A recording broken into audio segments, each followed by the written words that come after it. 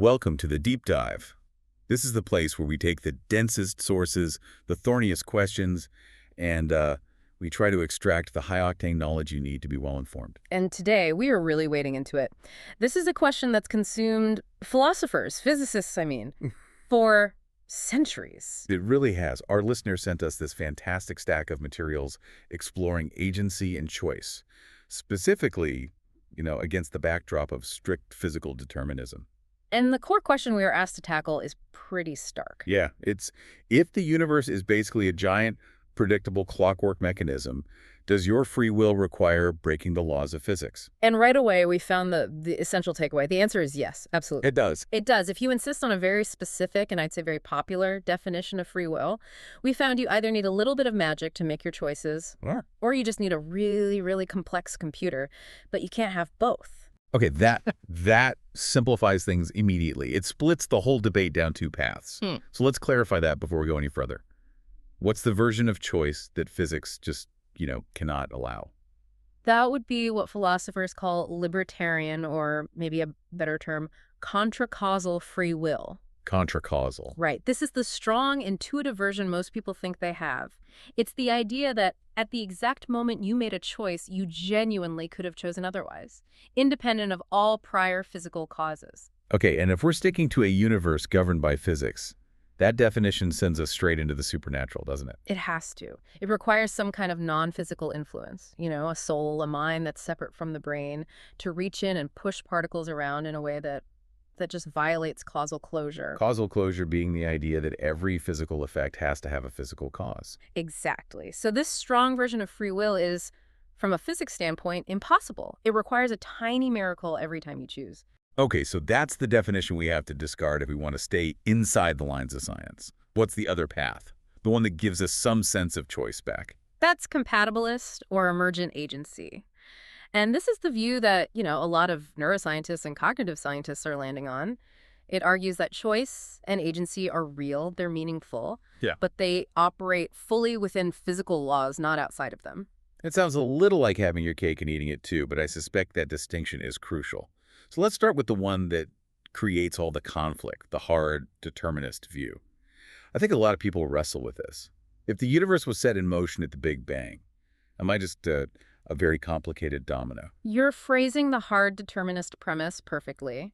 If the physical state of the universe at time t absolutely dictates the state at time t+1, then every single thought, Every decision. every movement, including your decision right now to keep listening to us, was physically locked in about 14 billion years ago.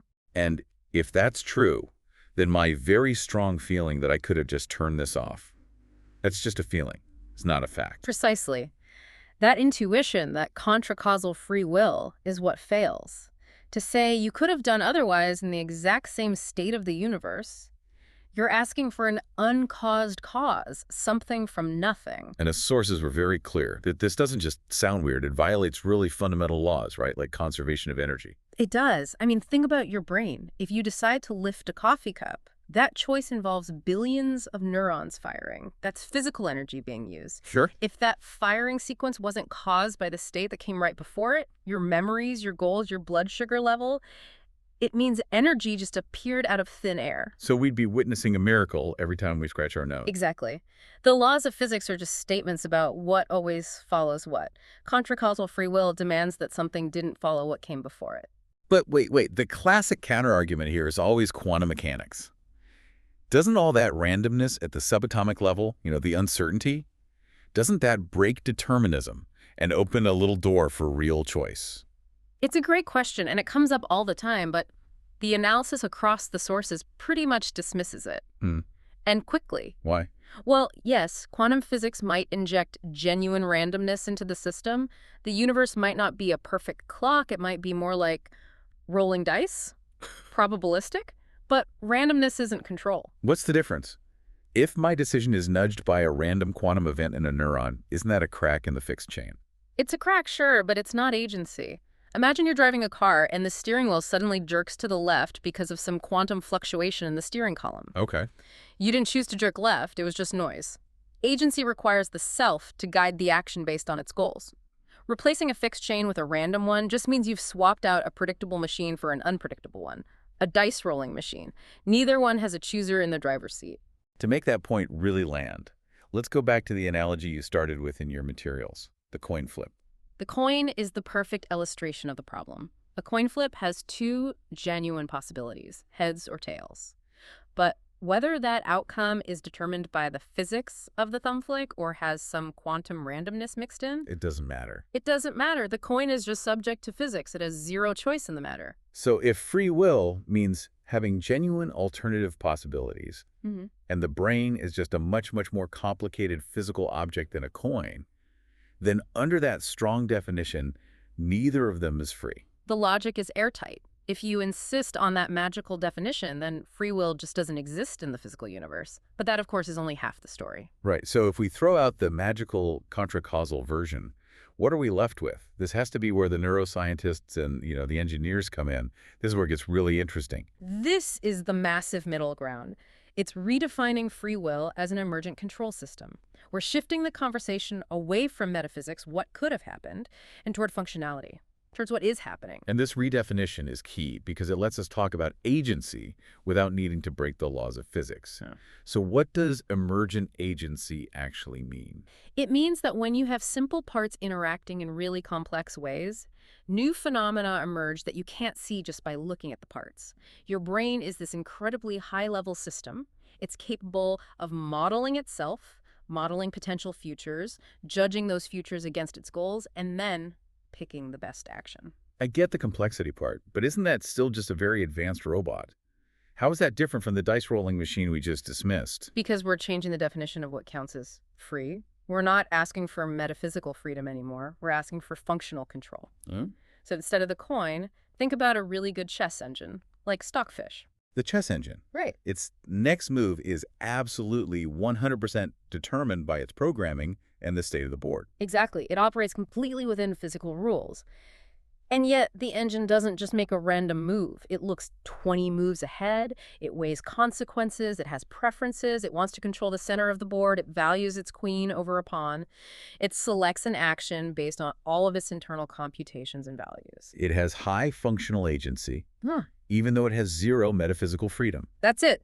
So functional agency just means my actions are caused by me, by my internal structure, my memories, my goals, not just by external forces pushing me around. The cause of the action runs through your brain. And that makes it your action. Determinism kills the idea that you could have done otherwise, but it doesn't kill the fact that you are the one doing it. That distinction it's a huge pivot. Metaphysical versus functional.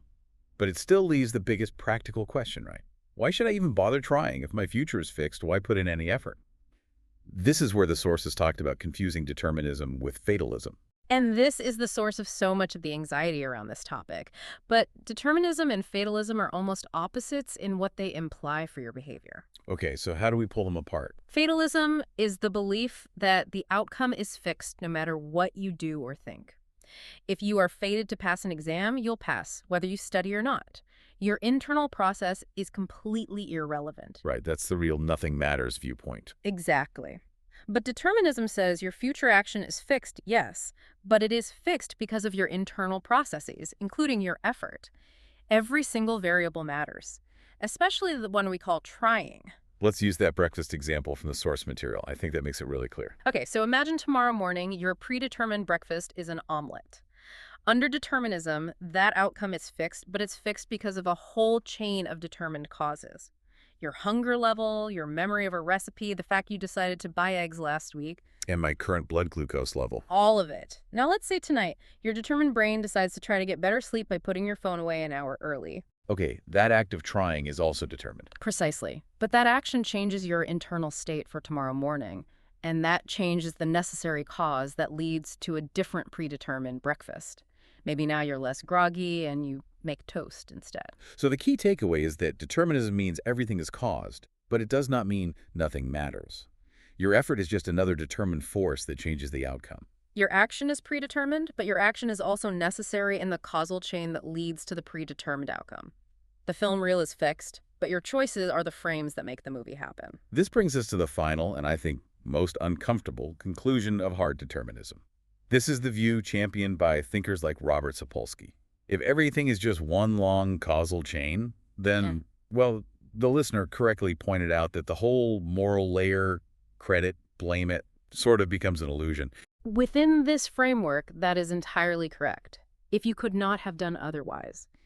If your successes and failures are just the unavoidable output of your genes and your environment, then the concept of deserving anything, praise, blame, punishment, it just dissolves. That seems, I mean, how can a society even function like that? Yeah. If we throw out the moral layer, do we just get rid of punishment and justice? Not at all. Yeah. They change categories. We might get rid of the moral reason for punishment, but we keep the instrumental reason. What's the difference? We don't punish a criminal because they deserve it in some metaphysical sense. We punish them because punishment is a very effective, determined input that alters the future deterministic behavior of that person's brain and the brains of others who see it. We're just doing behavioral engineering. Yeah. Justice becomes a tool for social regulation, not a statement about some cosmic truth. That's it. And this leads to the final, really profound point from the sources, the existence of the moral illusion itself. Why do we feel guilt and outrage and admiration so intensely? They evolved because they have causal power. They're just useful heuristics. Tools are determined brains use to navigate a social world. Pain tells you not to touch a hot stove. Guilt tells you not to betray your group. They are deeply wired neural programs for social control. They feel completely real to the system, to you, and they dictate your determined behavior. But they aren't metaphysical truths floating out there in the universe. They are determined systems designed to regulate a determined society. Wow, this has been a fascinating and frankly a challenging deep dive. So to bring it all back to you, the listener, Yeah. you were spot on. The idea of a magical free will absolutely contradicts physics. It's just not coherent in a scientific worldview. But as the sources clarified, that hard determinism doesn't mean you don't have functional agency.